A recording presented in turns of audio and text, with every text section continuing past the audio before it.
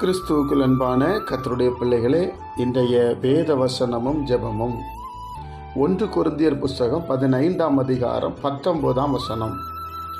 இம்மைக்காக மாத்திரம் நாம் கிறிஸ்துவின் மேல் நம்பிக்கையுள்ளவர்களாய் இருந்தால் எல்லா மனுஷரை பார்க்கிலும் பரிதவிக்கப்பட்டவர்களாய் இருப்போம் என்று வேதம் சொல்லுகிறது. இம்மைக்காக என்றால் இப்போ நம்ம வாழ்கிற வாழ்க்கையில் ஆசீர்வாதத்துக்காக, நம்ம தேவைன்னு சொல்லும்போது சில ஆசீர்வாதங்கள் நமக்கு வரணும்னு நினைக்கிறது, மற்றபடி மற்றவங்க பார்க்கத்தக்க நம்ம மேன்மையாக இருக்கும்னு நினைக்கிறது. அதற்காக நம்ம கிறிஸ்துவை சார்ந்திருக்கிறோமா? எதற்காக நம்ம கிறிஸ்து மேலே நம்பிக்கை வைத்திருக்கிறோம்? என் அன்பு கர்த்தருடைய பிள்ளைகளை, அதைத்தான் அப்போஸ்தலனாகிய பவுல் எழுதுகிறார். இம்மைக்காக மாத்திரம், இன்னைக்கு எனக்கு ஒரு பிரச்சனை, இன்னைக்கு எனக்கு ஒரு போராட்டம், எனக்கு இந்த பண தேவை, இந்த வீடு கட்டணும், கார் வாங்கணும், ஆசி, இதற்காக நம்ம கர்த்தர் மேல் நம்பிக்கை வைத்திருக்கிறோமா?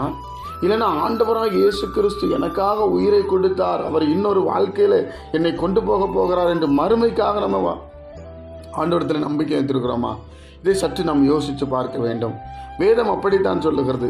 கிறிஸ்துவின் மேல் இம்மைக்காக மாத்திரம் நீங்கள் நம்பிக்கை உள்ளவர்களாக இருந்தால் எல்லா மனுஷரை போல பரிதவிக்கப்பட்டவர்கள். யோசிச்சு பாருங்க, இந்த உலகத்துக்காக, இந்த ஜனப்பொழுதில், இந்த நாளில் நம்ம நல்லா இருக்கணும், இப்போ வாழ்கிற வாழ்க்கை நம்ம நல்லா வாழணும்னு மட்டும் நினச்சா அது வாழணும். அதில் எந்த மாற்று கருத்து இல்லை. கர்த்தர் நம்மளை கைவிட மாட்டார். ஏன்னா அவர் தான் நம்மளை ஆசீர்வதிக்கிற தேவன். அதில் எந்த ஒரு மாற்று கருத்து இல்லை. ஆனால் நம்மளுடைய எண்ணம் எது மேலே இருக்கிறது? ஜீவனுள்ள தேவனே சார்ந்து இருக்குதா? சங்கீதக்காரன் சொல்லுகிறான், மானானது நீரோடைகளை வாஞ்சித்து கதறுவது போல என் ஆத்துமா கர்த்தரையே வாஞ்சித்து கதறுகிறது என்று சொல்லி அப்படி நம்ம யோசிக்கிறோமா? அதுதான் ரொம்ப முக்கியம். நமக்கு இன்னொரு வாழ்க்கை இருக்கிறது. அந்த வாழ்க்கை வாழ்வதற்கு இந்த வாழ்க்கை ஒரு ஒத்திகை கொடுக்கப்பட்டிருக்கிறது என்று வேதம் சொல்லுகிறது. என் அன்பு தேவ ஜனமே, அப்போ நம்ம இம்மைக்காக மாத்திரம் அல்ல, மறுமைக்குரிய வாழ்க்கையை நாம் வாழ வேண்டும்.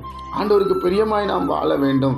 ஆண்டவர் என்னை அங்கே கொண்டு போவார். தேவனுடைய ராஜ்யம் என்பது ஒன்று, அங்கே நான் வாசம் பண்ணுவேன், அங்கே ஆண்டவரோடு இருப்பேன் என்கிற நம்பிக்கை நமக்கு வேணும்.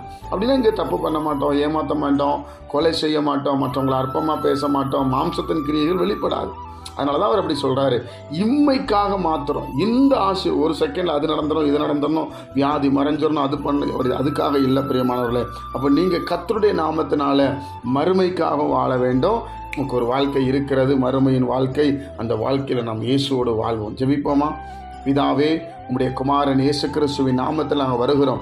கடைசி நொடி பொழுதில் நாங்கள் வாழ்ந்து கொண்டிருக்கிறோம் என்பதை நீர் வசனத்தின் மூலமாய் வெளிப்படுத்தி கொண்டிருக்கிறேன். இந்த நாளை எங்களுக்கு ஆசீர்வதித்து தாரும். இந்த நாளில் எங்கள் ஒவ்வொருவரோடும் கூட இருங்கப்பா. இதை கேட்கிற ஒவ்வொருவரும் என்னுடைய ராஜ்யத்தை குறித்து அறிந்து கொள்ள உதவி செய்யுங்க, ஆசீர்வதிங்க. இயேசு கிறிஸ்துவின் மூலமாய் இந்த ஜெபத்தை ஏறெடுக்கிறோம் எங்கள் ஜீவனுள்ள நல்ல பிதாவே. ஆமேன், ஆமேன், ஆமேன்.